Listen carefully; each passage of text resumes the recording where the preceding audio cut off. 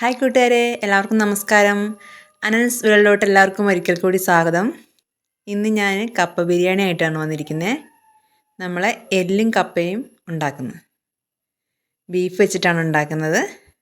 അപ്പം നല്ല അടിപൊളി ഒരു കപ്പ ബിരിയാണിയാണ്. അപ്പോൾ എല്ലാവരും വീഡിയോ ഫുള്ളായിട്ട് കാണുക.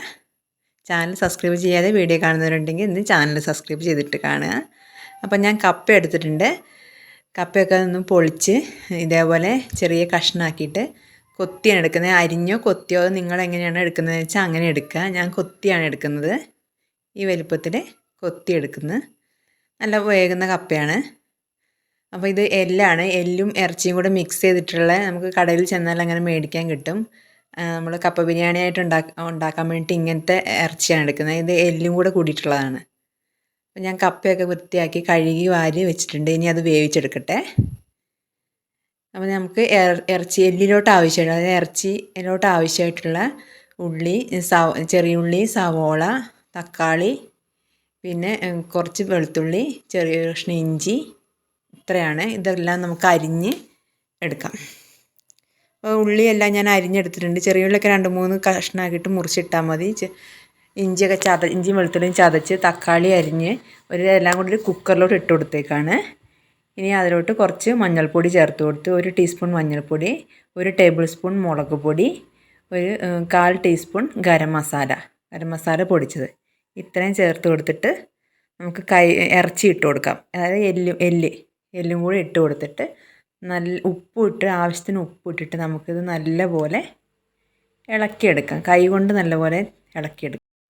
4 കിലോ കപ്പയ്ക്ക് 2 കിലോ എല്ലാം എടുത്തിരിക്കുന്നത്. 2 കിലോയ്ക്ക് വരെ 3 കിലോ ആയാലും കുഴപ്പമൊന്നുമില്ല. നല്ലപോലെ തിരുമ്മി ഇളക്കിയെടുക്കണം.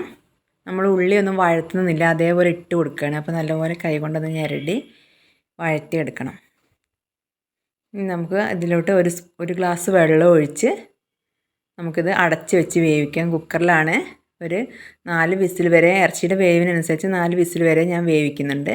ഇനി അതിലോട്ട് ഇറച്ചിക്ക് ആവശ്യമായിട്ടുള്ള അരപ്പ് തയ്യാറാക്കാൻ പോവാണ്. അതിലോട്ട് 1 മുറി തേങ്ങ ചിരണ്ടിയത്, വലിയ ജീരകം, പട്ട, ഗ്രാമ്പു, ഏലക്ക, ഇത്രയും മസാലകൾ ഇട്ടിട്ട് ഞാനിതൊന്ന് വറുത്തെടുക്കാൻ പോവാണ്. കുരുമുളകും ചേർത്തിട്ടുണ്ട്.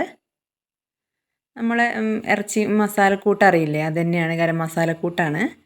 അതെല്ലാം കൂടി ഞാൻ നല്ലപോലെ തേങ്ങയിലിട്ടിട്ട് നല്ലപോലെ വറുത്തെടുക്കട്ടെ. തേങ്ങ നല്ലവണ്ണം മൂത്ത് വന്നിട്ടുണ്ട്. ഈ കളറിൽ, ഈ പരുവത്തിൽ മൂത്ത് വരണം തേങ്ങ. ഇനി നമുക്കതിലോട്ട് ഇറച്ചി കറിക്ക് ആവശ്യമായിട്ടുള്ള ബാക്കി മസാലയും കൂടി ചേർത്ത് കൊടുക്കാം. ഇനി 1/2 ടീസ്പൂൺ, നേരത്തെ നമ്മൾ ചേർത്ത് കൊടുത്തിരുന്നു മഞ്ഞൾപ്പൊടി, അതുകൊണ്ട് 1/2 ടീസ്പൂൺ മഞ്ഞൾപ്പൊടി, 1 ടീസ്പൂൺ മുളക് പൊടി, 1 ടീസ്പൂൺ മല്ലിപ്പൊടി, ഇതെല്ലാം കൂടി നമുക്കിനി നല്ലപോലെ വഴറ്റിയെടുക്കാം. മസാലപ്പൊടി ഇനി ചേർക്കണം എന്നുള്ളവർക്ക് ചേർത്ത് കൊടുക്കാം. നമ്മൾ പട്ടയും ഗ്രാമ്പും ഏലക്കൊക്കെ അരയ്ക്കുന്നതുകൊണ്ട് ഇനിയും പ്രത്യേകിച്ച് മസാലപ്പൊടി ചേർക്കേണ്ട ആവശ്യമില്ല, ഓവർ മസാല ആയിപ്പോവും. ഇതെല്ലാം കൂടെ ഞാൻ അരച്ചെടുക്കട്ടെ. ഒരു മിക്സിയുടെ ജാറിലോട്ട് ഇട്ടിട്ട് കുറച്ച് വെള്ളം ഒഴിച്ചിട്ട് തന്നെ അരച്ചെടുക്കാം. ആ സമയത്ത് നമ്മുടെ ഇറച്ചി വെന്തിട്ടുണ്ട്, എല്ല് നല്ലപോലെ വെന്തിട്ടുണ്ട്. നമുക്ക് നേരത്തെ അരച്ച് വെച്ചിരിക്കുന്ന അരപ്പ് ചേർത്ത് കൊടുക്കാം. ഫ്ലെയിം ഓൺ ചെയ്തിട്ട് നമുക്ക് അരപ്പ് ചേർത്ത് കൊടുക്കാം.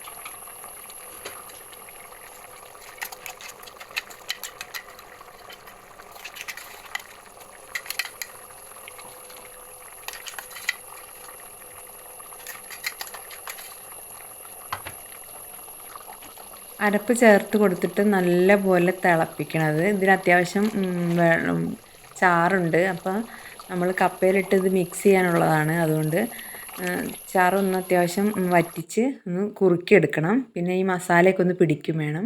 ആവശ്യത്തിന് ഉപ്പ് ചേർത്ത് കൊടുത്തിട്ടുണ്ട്. നമ്മൾ തേങ്ങ അരച്ച് ചേർത്ത മസാലയൊക്കെ ഇറച്ചിയിലോട്ടൊന്ന് പിടിക്കണം. നമ്മൾ സെപ്പറേറ്റ് കുക്കറിൽ വേവിക്കുകയാണ് ചെയ്തത്. അതുകൊണ്ട് അടുപ്പത്ത് വെച്ചാൽ വേവിക്കുന്നെങ്കിൽ കുറേ സമയം എടുക്കുന്നേ ഉള്ളൂ. അരപ്പ് ചേർത്ത് കൊടുത്ത് അരപ്പിട്ടിട്ട് വേവിക്കാം കേട്ടോ. അപ്പോൾ നല്ലപോലെ പിടിച്ചോളും. അപ്പോൾ അതാ നമ്മളെ ഗ്രേവിയൊക്കെ നല്ലപോലെ തിക്കായി വന്നിട്ടുണ്ട്. ഞാൻ കുറച്ച് ലൂസായിട്ടാണ് ഇത് ഉണ്ടാക്കുന്നത്. അതുകൊണ്ട് ഞാൻ വല്ലാണ്ട് ഇപ്പോൾ വറ്റിക്കുന്നില്ല. നിങ്ങൾക്ക് അധികം ലൂസ് വേണ്ട, ടൈറ്റായിട്ട് ആണ് കപ്പ ഇരിക്കേണ്ടതെന്നുണ്ടെങ്കിൽ നല്ലപോലെ വറ്റിച്ചെടുത്തിട്ട് മിക്സ് ചെയ്താൽ മതി. ഞാനിപ്പോൾ ഇത് കപ്പ മിക്സ് ചെയ്യാൻ പോവാണ്. കപ്പ വെന്തിരിക്കുകയാണ്. കപ്പ ഉപ്പും മഞ്ഞൾപ്പൊടി ഇട്ടിട്ട് ഊറ്റിയെടുത്ത കപ്പയാണ്. കപ്പയ്ക്കകത്ത് വെള്ളമൊന്നുമില്ല, വെള്ളമൊക്കെ നല്ലപോലെ ഊറ്റി ഡ്രൈ ആയിരിക്കുന്ന കപ്പയാണ്. കപ്പ നല്ലപോലെ വെന്തിട്ടുണ്ട്. അപ്പോൾ അതിലോട്ട് നമ്മളെ ബീഫിൻ്റെ ആ ഗ്രേവി അടക്കം ആ എല്ലാം അങ്ങോട്ട് ഒഴിച്ചു കൊടുത്തു. ഇനി നമുക്ക് നല്ലപോലെ മിക്സ് ചെയ്യാം. നമ്മുടെ കപ്പ ബിരിയാണി റെഡിയായി. ഈസി ആയിട്ട് വളരെ പെട്ടെന്ന് തയ്യാറാക്കാം. കപ്പ വേകുന്ന സമയം കൊണ്ട് തന്നെ നമുക്ക് ബീഫിനുള്ള മസാലയും ഒക്കെ റെഡിയാക്കി ബീഫ് കുക്കറിൽ വേവിച്ചെടുക്കാം. അതുകൊണ്ട് പെട്ടെന്ന് നമ്മൾ ബീഫ് വേകുന്ന ആ സമയം മാത്രമേ ഇതിനെടുക്കുന്നുള്ളൂ. അപ്പോൾ പെട്ടെന്ന് നമുക്ക് കപ്പ റെഡിയായി കിട്ടി. അപ്പോൾ ബിരിയാണി വളരെ ഈസി ആയിട്ട് വളരെ പെട്ടെന്ന് നമുക്ക് തയ്യാറാക്കിയെടുക്കാം. അപ്പോൾ എല്ലാവരും ഇതേപോലെ ഒരു പ്രാവശ്യം ഒന്ന് ഉണ്ടാക്കി നോക്കൂ. അടിപൊളിയാണ് കേട്ടോ.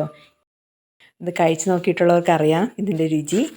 എല്ലാവരും ഇതേപോലെ ഒന്ന് ട്രൈ ചെയ്ത് നോക്കുക. അപ്പോൾ എൻ്റെ ഇന്നത്തെ വീഡിയോ എല്ലാവർക്കും ഇഷ്ടപ്പെട്ടെന്ന് വിചാരിക്കുന്നു. അപ്പോൾ ചാനൽ സബ്സ്ക്രൈബ് ചെയ്യാതെ വീഡിയോ കാണുന്നവരുണ്ടെങ്കിൽ ഒന്ന് ചാനൽ സബ്സ്ക്രൈബ് ചെയ്യണം. അപ്പോൾ ഞാൻ ഇതേപോലത്തെ വെറൈറ്റി ആയിട്ടുള്ള പഴയ രുചികളും പുതിയ രുചികളൊക്കെ ആയിട്ട് വീണ്ടും വരും. ഹെയർ ഓയിൽ ആവശ്യമുള്ളവരെ അറിയിക്കുക. നീലയമരി എണ്ണയും കരിഞ്ജീരക എണ്ണയും നമ്മൾ ഉണ്ടാക്കി കൊടുക്കുന്നുണ്ട്. മുടി കൊഴിച്ചിൽ മാറാനും അകാലനര മാറാനും മുടിക്ക് നല്ല കറുപ്പ് നിറം കിട്ടാനുമുള്ള എണ്ണകളാണിത്. അപ്പോൾ ആവശ്യമുള്ളവർ ഞാൻ നമ്പർ വീഡിയോയിൽ കൊടുക്കുന്നുണ്ട്. അപ്പോൾ എല്ലാവരും ആ നമ്പറിൽ വിളിക്കുക. വാട്സപ്പ് നമ്പറിൽ മെസ്സേജ് ചെയ്യുക.